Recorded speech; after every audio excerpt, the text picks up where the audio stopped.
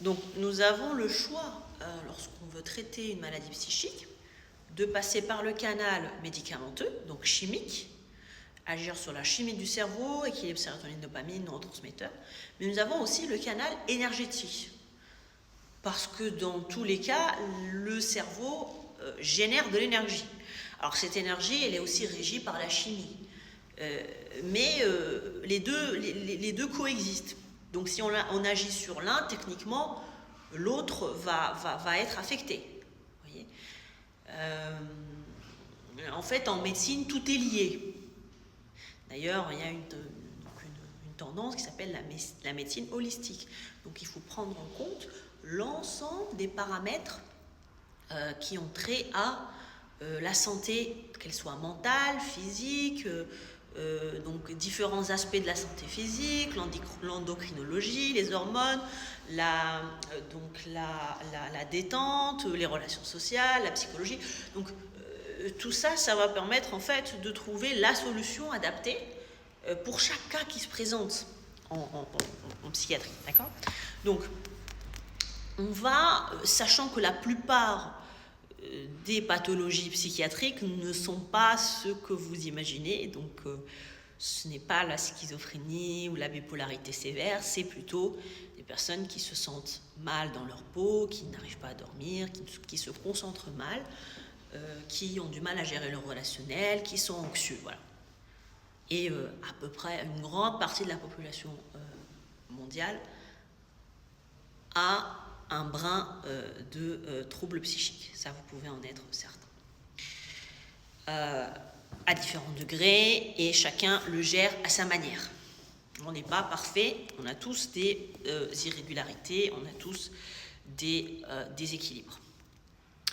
Donc, on revient sur les ondes cérébrales pour vous expliquer comment s'auto-réguler sur le plan du sommeil et des émotions. Donc, les ondes cérébrales sont des signaux électriques générés par les neurones du cerveau qui sont régulièrement surveillés pour mesurer les activités mentales.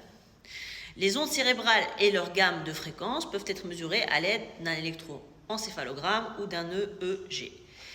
Il existe 4 principaux types d'ondes cérébrales, donc on a vu dans la vidéo précédente.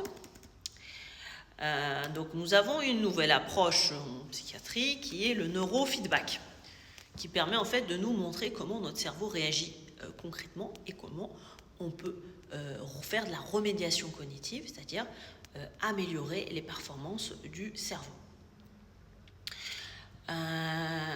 Alors, en ce qui concerne le rythme cérébral, donc il y a une oscillation électromagnétique émise par le cerveau des êtres humains.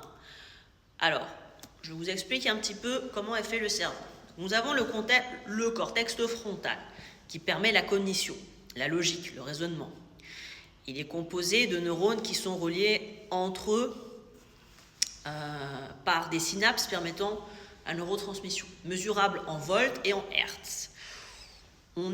Alors ces ondes sont de très faible amplitude, à l'ordre du microvolt. Donc l'activité neuroélectrique caractérise l'état physiologique et psychologique des êtres humains. La neurologie utilise un EEG pour mesurer cette activité et ainsi déceler d'éventuelles pathologies comme l'épilepsie, etc. On peut les utiliser aussi dans la méditation pour voir comment le cerveau peut être transformé par la méditation.